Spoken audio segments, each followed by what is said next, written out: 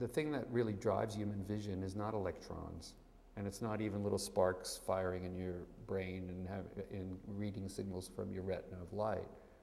It's desire, it's human desire to see, to touch something at a distance. The word pneuma means breath, basically, but it also means life force and spirit. In the late 1970s, I bought this analog surveillance camera in a swap meet for a couple $100.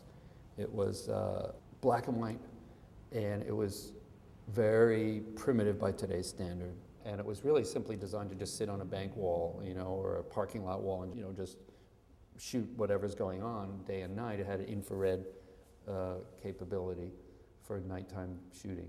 So I brought it home and, you know, started messing with it, and it was pretty interesting. And I realized a couple of things. When it would be very dark and there's a little bit of light in the room, or a point source of light, if you're moving the camera, it will smear the light. The light gets retained on that image surface, and it smears across. It almost looks like a mark of a brush of a painter, you know, and then that fades.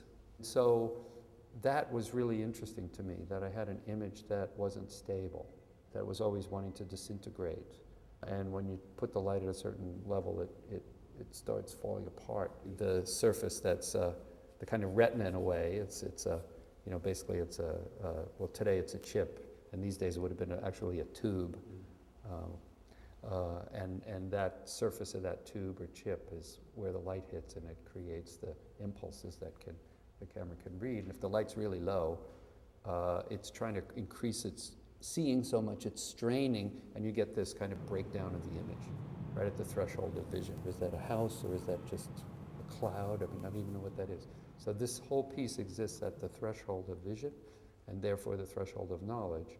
And the threshold of knowledge is the place where, that's exactly the place where the mystics and the seers and the ancient poets lived. They lived right at that threshold where normal sight, normal thinking, normal experience breaks down. I didn't really have a, content-wise, have a plan, but I wanted to deal with,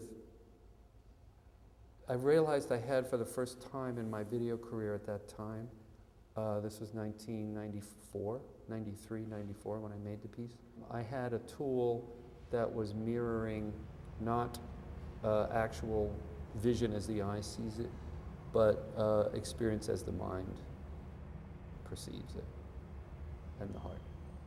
In other words, it was almost like getting something that could show me the emotion of a situation, of a scene, instead of just simply the light and the sound impulses of that room. And it reminded me of being a kid, lying on the bed and looking up at the ceiling when my parents turned out the light and kissed me goodnight. And I saw these little speckles, little flickering, little light and like salt and pepper kind of things on my ceiling. I used to think maybe that the ceiling had disappeared and that was the universe, you know, something. It was really kind of scary but profound. And I felt then for the first time in my life, at age 34, I had this device that could show me that.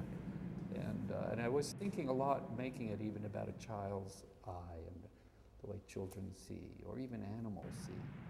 So you're constantly straining a little bit to pull out recognizable things.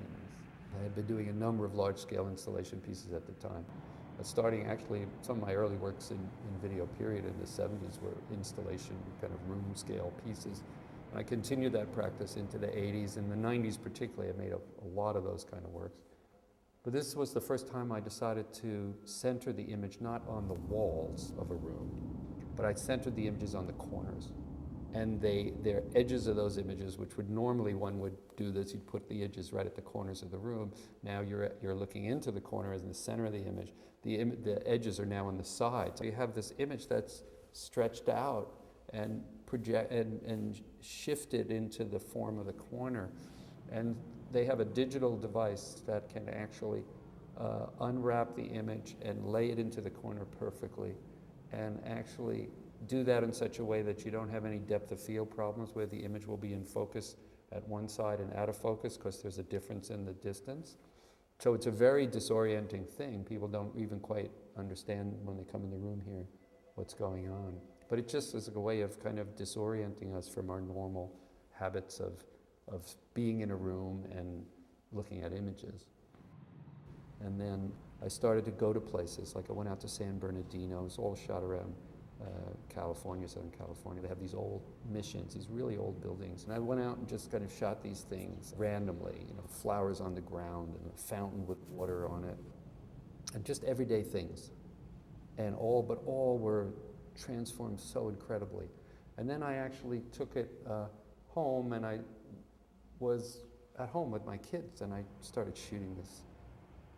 Just them. They were all just playing, and I just shot these images in their room, reading a book at night, all the stuff, memories of childhood. I went up to the Owens Valley, beautiful part of California where the Sierra Mountains come to the desert, and shot these old trees. You know, this was in the winter, so that they didn't have leaves on them.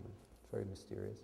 So I just like put together this kind of journey to an unknown place, which is ultimately inside yourself. I felt like I was able to show the world, show people images not that were optical and dealt with light, but images that, you know, dealt with the heart, how the heart sees.